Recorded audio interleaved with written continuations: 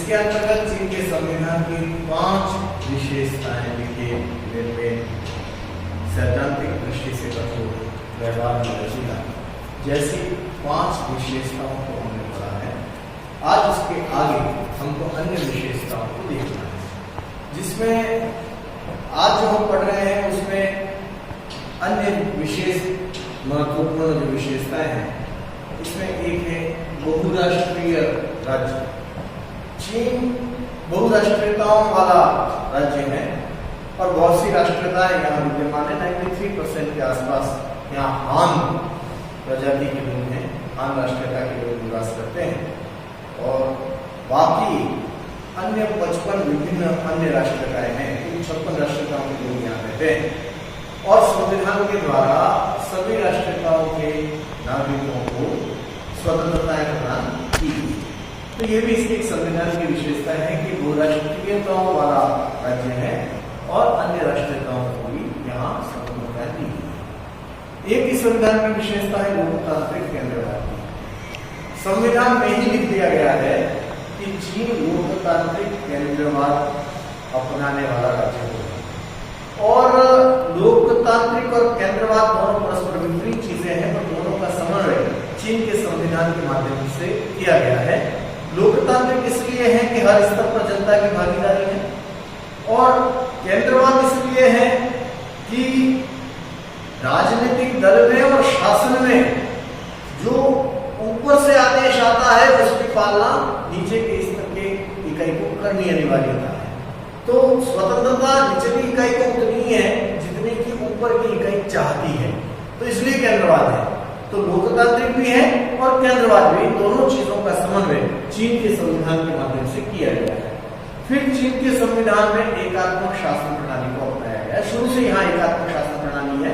एकात्मक शासन प्रणाली को इस नए संविधान 1982 के संविधान के माध्यम से भी एकात्मक शासन प्रणाली को अपनाया गया है, किंतु विभिन्न इकाइयों का, प्रादेशिक इकाइयों का भी गठन किया गया है। 4 अलग अलग तरह की प्रादेशिक इकाइयां वहां पर बना दी गई है ताकि वो जो उसकी विशालता है राज्य की और जनसंख्या बढ़ी हुई है, तो उसके कारण एकात्मक शासन असफल न हो जाए, तो इसलिए वहां पर प्रादेशिक इकाइयों का भी गठन किया गया।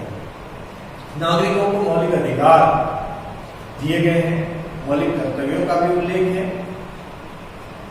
मौलिक अधिकारों में राजनीतिक अधिकार भी हैं, सांस्कृतिक अधिकार भी हैं, व्यक्तिगत स्वतंत्रताएं भी हैं, सभी प्रकार के अधिकार। और आर्थिक अधिकार तो मुख्य रूप से है ही, क्योंकि एक साम्यवादी राज्य है तो वहां पर आर्थिक अधिकारों का होना तो लाजमी है, तो वहां आर्थिक अधिकार भी दिए गए। इसके अलावा चीन के संविधान में समाजवादी अर्थव्यवस्था को अपनाया गया है। स्पष्ट रूप से वहां पर समाजवादी अर्थव्यवस्था को अपनाने की बात कही गई है और 2 तरह से है। एक तो समाजवादी आधिपत्य जो उत्पादन और वितरण के साधनों पर है, वो श्रमिक वर्ग का आधिपत्य, और दूसरा संपूर्ण समाज का आधिपत्य। इन दोनों ही तरीकों से वहां पर समाजवादी अर्थव्यवस्था को अपनाया गया है। 90 के दशक के बाद वहां उदारीकरण का युग शुरू हुआ है और स्वतंत्रताएं भी, आर्थिक क्षेत्र में स्वतंत्रताएं भी मिलना शुरू हुआ है, किंतु स्पष्ट कर दिया गया है कि साम्यवाद को बनाए रखते हुए, मूल साम्यवाद को बनाए रखते हुए जितनी उदारता होगी वो उदारता वहां पर दी जाएगी। इस प्रकार का वहां पर उल्लेख किया गया है। वहां संविधान के माध्यम से एक दलीय व्यवस्था की गई, हालांकि बहुदलीय व्यवस्था है पर व्यवहार में केवल एक दलीय व्यवस्था है। साम्यवादी दल के अलावा 8 दल विद्यमान है पर उनका कोई विशेष महत्व नहीं है, क्योंकि संविधान में ही, संविधान की प्रस्तावना में ही साम्यवादी दल की प्रशंसा कर दी गई है, साम्यवादी दल की को मजबूत बनाने की बात कही गई है। तो इसलिए भले ही वहां बहुदलीय व्यवस्था की बात कही जाए, व्यवहार में वहां एक दलीय व्यवस्था ही है और वो साम्यवादी दल की व्यवस्था ही है। तो ये कुछ विशेषताएं जो हम देख रहे हैं। इसके अलावा वहां एक केंद्रीय सैनिक आयोग की स्थापना इस संविधान के माध्यम से की गई है। राष्ट्रपति का पद जो इसके पहले के संविधान के माध्यम से समाप्त कर दिया गया था, राष्ट्रपति उपराष्ट्रपति का पद, इस संविधान के माध्यम से उस पद को पुनः बहाल किया गया है। ये भी वहां के संविधान की एक विशेषता है। केंद्रीय सैनिक आयोग की जब स्थापना की गई तो एक विचार ये भी आया था कि कहीं ऐसा ना हो कि ये जो सैनिक आयोग है ये और राष्ट्रपति और साम्यवादी दल के महासचिव इनके बीच में कोई टकराव की स्थिति आ जाए। पर इसका समाधान चीन में संविधान के माध्यम से ऐसे किया गया कि तीनों एक पद एक ही व्यक्ति को सौंप दिए गए हैं, तीनों ही शक्तियां एक ही जगह समाहित कर दी गई है। तो इस तरह से वहां का राष्ट्रपति, वहां का महासचिव साम्यवादी दल का और वहां पर जो केंद्रीय सैनिक आयोग का अध्यक्ष है, उन तीनों का पद एक ही व्यक्ति में समाहित है और इसलिए उनकी शक्ति ज्यादा बढ़ गई है। तो कोई टकराव की स्थिति वहां पर नहीं है। विदेश नीति के सिद्धांतों का भी संविधान के माध्यम से उल्लेख किया गया है और ये बताया गया है कि पंचशील के सिद्धांतों को चीन मानेगा, चीन शांतिपूर्ण सहअस्तित्व में विश्वास करेगा, सभी को सहयोग देने की नीति पे चलेगा।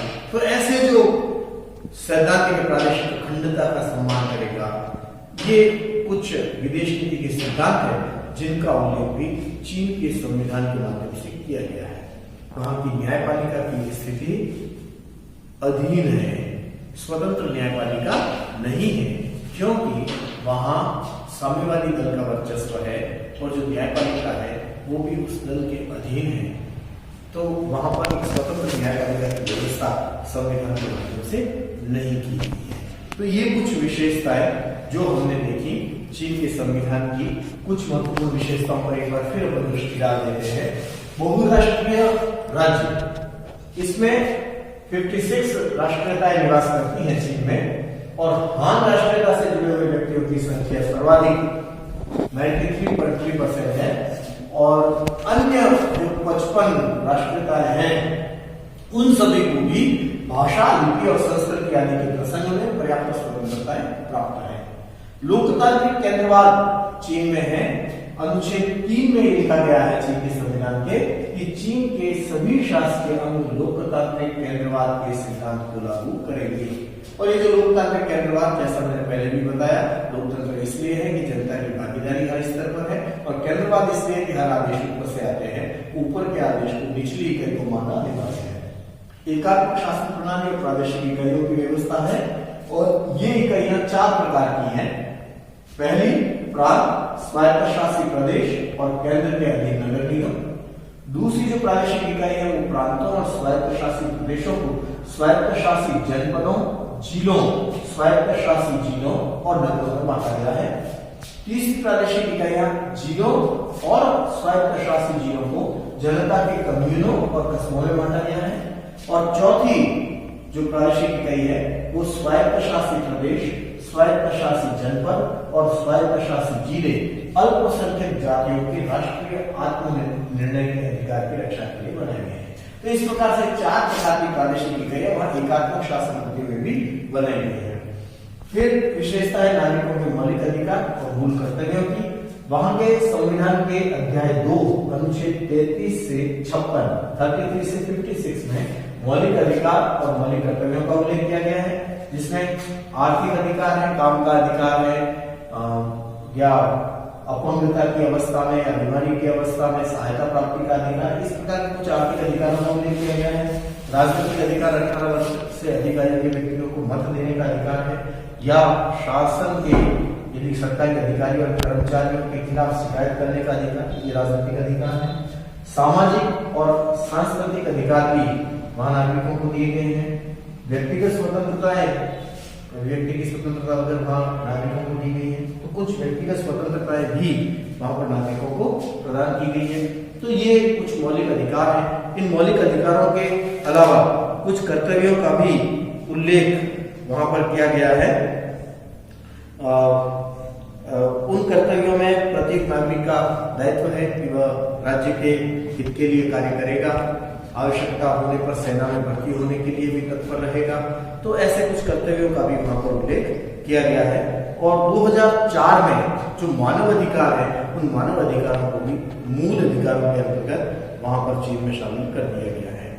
ये भी नागरिकों से अपेक्षा की गई है कि वह संविधान का और कानून का पालन करेंगे, सार्वजनिक संपत्ति की रक्षा करेंगे, मातृभूमि की रक्षा करेंगे, सेना में भर्ती होने के लिए सदैव तैयार रहेंगे, करों का नियमानुसार भुगतान करेंगे और आक्रमण का प्रतिरोध करेंगे। इस प्रकार के कुछ कर्तव्य भी इस अध्याय में नागरिकों के मौलिक अधिकार और कर्तव्य वाले अध्याय में शामिल किया गया है। फिर जैसा मैंने पहले भी बताया, समाजवादी अर्थव्यवस्था वहां पर अपनाई गई है और इस समाजवादी अर्थव्यवस्था में जनता द्वारा समाजवादी सामूहिक स्वामित्व प्राप्त किया गया है, संपूर्ण जनता द्वारा भी और एक श्रमजीवी जनता द्वारा भी। दो प्रकार से वहां पर इस प्रकार की व्यवस्था को अपनाया गया है। और 90 के बाद से वहां जब उदारीकरण का दौर आया तो ये कहा गया कि साम्यवादी शासन को बनाए रखने के लिए पूंजीवादी व्यवहार की नीति, इसको उन्होंने स्वीकार किया है, यानी कुछ ढीलापन, कुछ उदारीकरण को उन्होंने स्वीकार किया है, पर साम्यवाद के मूल को आज भी उन्होंने नहीं छोड़ा है। उनकी अर्थव्यवस्था का मूल आज भी बना हुआ है।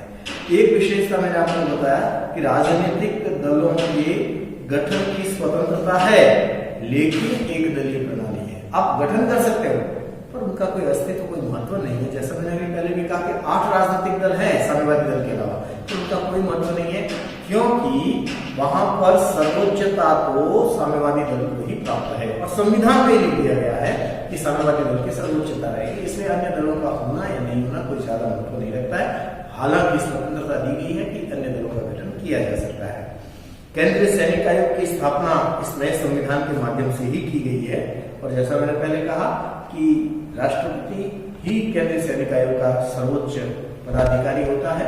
पहले आशंका व्यक्त की गई थी कि कहीं इनके बीच में टकराव नहीं हो जाए, पर इसका समाधान ढूंढ लिया गया कि कम्युनिस्ट पार्टी का महासचिव, राष्ट्रपति और केंद्रीय सैनिक आयोग का अध्यक्ष तीनों एक ही व्यक्ति होंगे ताकि किसी प्रकार का कोई टकराव नहीं हो। राष्ट्रपति का पद जो कि 1971 के संविधान के द्वारा समाप्त कर दिया गया था, वह पद पुनः बहाल कर दिया गया है। राष्ट्रपति और उपराष्ट्रपति के पद को इस संविधान के माध्यम से पुनः बहाल कर दिया गया है। विदेश नीति के कुछ सिद्धांत मैंने पहले भी आपको बताया, पंचशील का सिद्धांत, प्रादेशिक अखंडता की सुरक्षा का सिद्धांत, शांतिपूर्ण सहअस्तित्व का सिद्धांत, अपने राज्य के हितों को बढ़ाने का सिद्धांत, ऐसे कुछ सिद्धांतों को संविधान के माध्यम से चीन में स्थान दिया गया है। और न्यायपालिका की जो स्थिति है वो वहां के संविधान के माध्यम से स्वतंत्रता वाली स्थिति नहीं है, सर्वोच्चता वाली स्थिति नहीं है, वो अधीन वाली स्थिति है, साम्यवादी दल के अधीन वाली स्थिति है। तो कुल मिलाकर के हमने आज वो सारी विशेषताएं भी पढ़ ली जो कि इसके पूर्व के अंक में नहीं पढ़ी थी। चीन के संविधान की संपूर्ण विशेषताओं से हम अवगत हो गए और सार तत्व ये है कि चीन का संविधान लोकतांत्रिक केंद्रवादी संविधान है। चीन का संविधान साम्यवादी दल की सर्वोच्चता वाला सिद्धांत है।